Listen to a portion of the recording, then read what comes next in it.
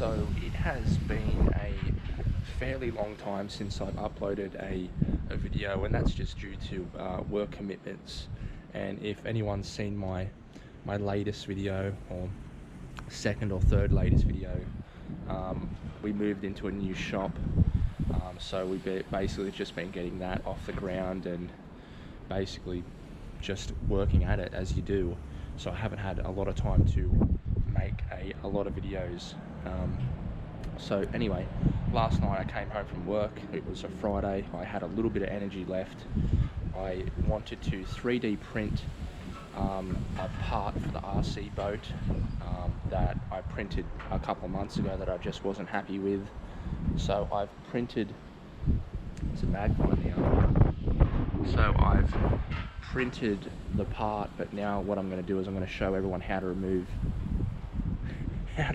almost got whacked in the head with the clothesline. I'm going to show everyone how to remove the support material the easy way.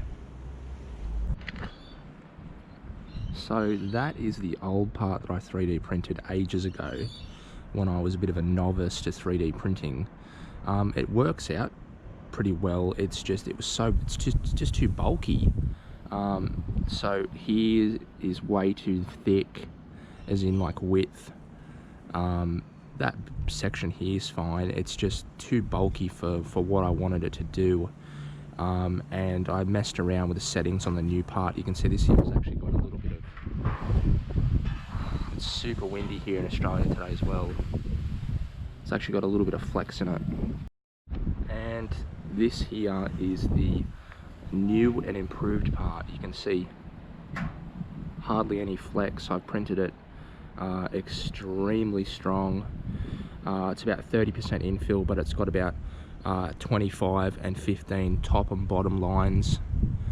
Yeah, extremely strong, so that's what I was looking for.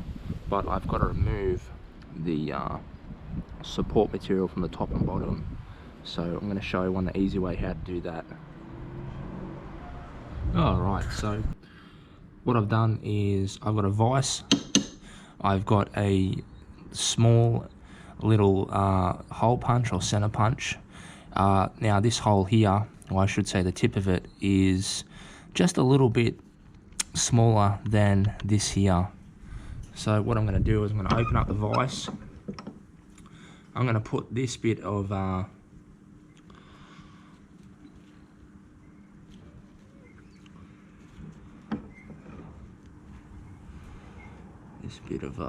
mesh here. That way when I do punch it out, it doesn't damage my part.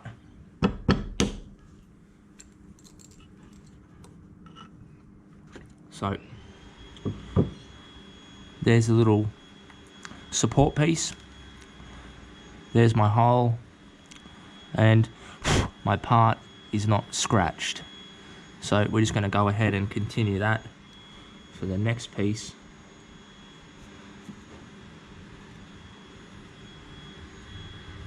Just like so.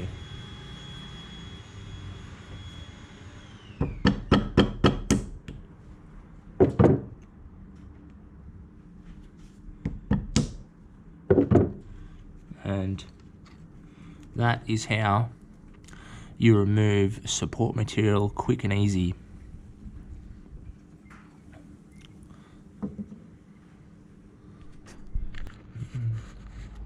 So we can see the difference with this small printed part and the other one. The other one was just extremely oversized, completely my fault, but this one here, it was bugging me for a while, and I just didn't really have the time to kind of design it properly, and really it was a matter of just me being tired all the time. But yeah, I think they came out really well.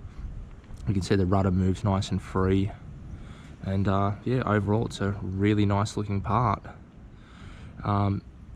So yeah, I'm happy with how that turned out. It's one step closer to everything getting done. And yeah, I hope everyone likes this little video. I know that I've been extremely slack, but personal life and the shop becomes the main priority before the YouTube videos. I hope everyone understands. But yeah, I'm glad we got this little part sorted.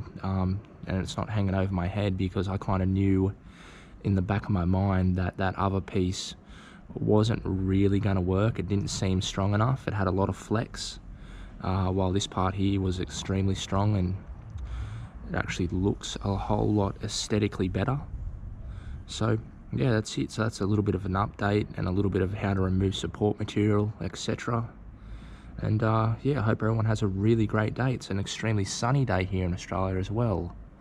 So take care, everyone.